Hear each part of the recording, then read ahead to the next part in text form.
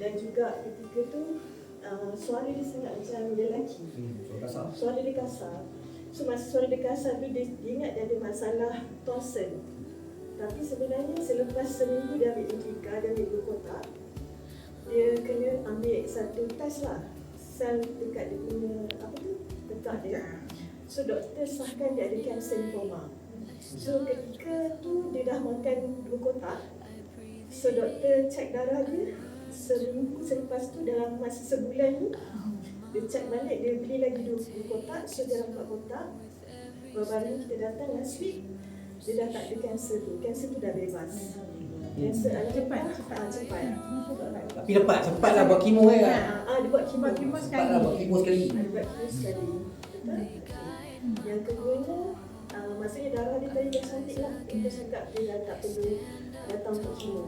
Yang keduanya, kita ada masalah kanser payudara, tahap 1. So ketiga tu, adik ni, makcik ni, dia tak nak makan. Dia macam kemungkinan dia kira macam dah tahu lah. Dah give up lah sebab dia tahu dia ada kanser payudara. So masa tu kawan saya dia bagi satu kotak. So dia makan dalam makan 2 hari je. Makcik tu cakap anak dia tu boleh bawa motor, boleh makan, boleh berkebun. So sampai sekarang dia repeat order.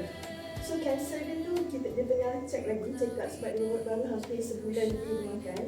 So dia belum buat check up lagi sebab hospital kerajaan lambat sikit kan. Dan maksudnya point dia kemurungan tadi tu kan? Kemurungan dia dah boleh naik motor. Ceria. Dia dah getting better. Daripada mak dia sangat suka lah sebab dia boleh makan. Tu yang kedua lah. Yang ketiganya tu sangat baru latest. Kawan saya ni, suami dia memang susah nak makan produk-produk nak kata suplemen ni. So kawan saya ni cuba sebab suami dia ni ada masalah jantung. Jantung tu orang kata nak kena masuk stand lah. So dia selalu terap sakit lah. Maksudnya orang sakit jantung ni macam ada batu pecah macam tubuh dia kan. So dia ni bekerja dekat hospital Selayang. So kawan saya ni, suami dia ni memang setiap kali dia sakit dia akan pergi naik air. So sampai doktor kena refer dekat IJN.